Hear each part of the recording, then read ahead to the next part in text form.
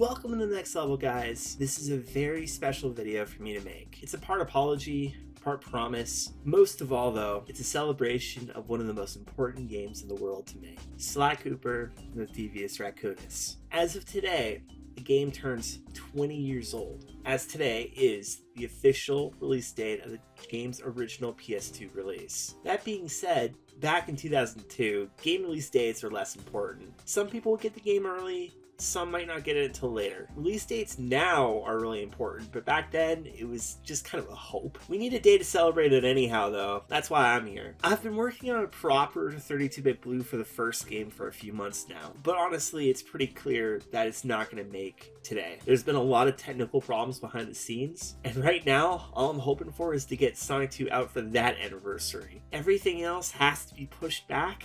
So like he has his entire time as an IP, Sly Cooper is falling between the cracks.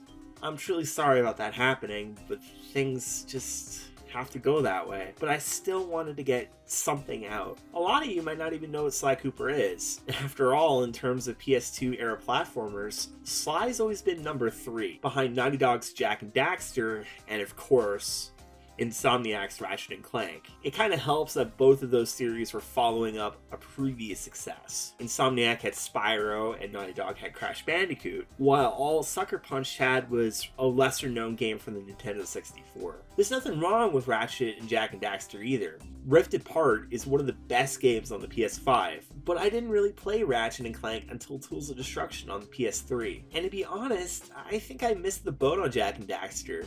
I've tried multiple times to get into that series, but they don't do much for me. I have to thank my uncle for introducing me to Sly Cooper. He's not much of a gamer now, but he directly shaped the kind of games I like with what games he had. Sonic Advance 1, Pokemon Puzzle League, Tony Hawk's Pro Skater 3, and of course, Sly Cooper and the Thievius Raccoonus, with that super cool cover.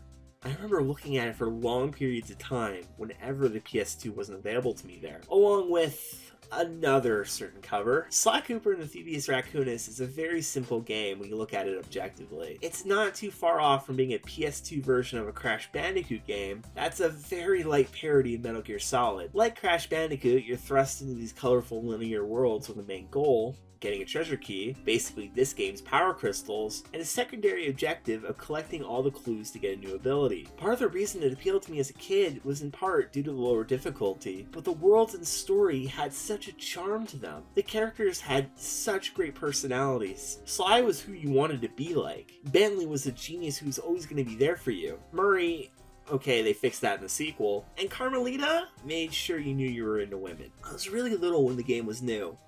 Oftentimes, since I was quite a ways away from the part of my family we were visiting, I only got to play the game a few times a year, so I'd mess around with the completed save file to explore levels I couldn't get to on my own skill level. It took me a long time to be able to beat Raleigh, the first world boss, but I was able to beat the Panda King no problem, who was the second to last boss, and I wondered why. Now I know that the Panda King was supposed to be the first boss, and that all makes sense, but I have to wonder if that's part of the reason I'm so interested in cut content now. I remember glitches too.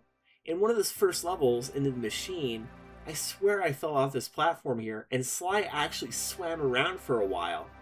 Really slowly though, and I couldn't do a thing to stop him. Sly normally takes from the Sonic the Hedgehog book of Platform Hero Can't Swim. This is something I'll never forget though, and I've never been able to recreate it again. In the first level of Miss Ruby's area, I remember being in the final area of the level and actually opening up my Binocucom, the game's tool for looking around the area, right up in a guard's face before he smacked me upside the head with his stick and it crashed the game. I thought that was the funniest thing in the world as a kid. Next time I visited, my uncle had actually replaced that PS2 with a brand new slim version. I think because the disk drive was failing. Part of me wonders if those glitches had to do with that particular PS2 crapping out, or if those glitches are still somehow recreatable. Of course, eventually sequels came out. I remember coming over once and being told not only was Sly Sly 2 waiting downstairs, but so was Sly 3. It's hard to remember a time where a sequel could come out to one of my favorite game series, and I wouldn't know about it until it was out. It's hard to remember, too, that those games were basically a year apart from each other. Yet nowadays, we're lucky to see a Sly Cooper game every decade. I love those games too, but again, living so far away and only coming up for a weekend or a week if I was lucky, and you know, needing to spend time with actual family too, I just really wanted a PS2 of my own so I could actually play those games at home. My dad decided to get us an Xbox because it could play DVDs with a remote add-on. I know.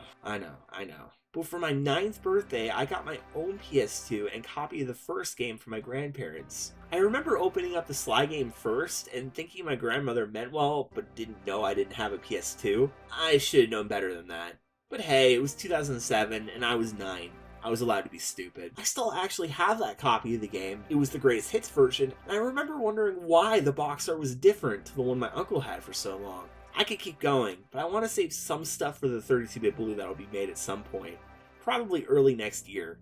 But I wanted to share some of the memories of this game since it shaped me so much. It's not the best known game, and it's often considered the weak link in the trilogy since it's so simple in comparison, but it's a comfort game to me. The whole series is, really. And unfortunately, it's not looking like Sony or Sucker Punch are going to do a thing with Sly anytime soon. I just wanted to say thank you. Thank you to the team at Sucker Punch that created this game, and I just hope there's something left.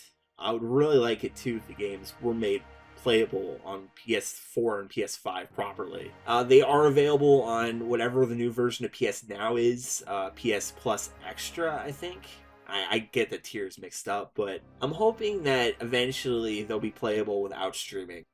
I'll always be here though, jumping and hitting the circle button. Those rats got pegged. Super Sonic.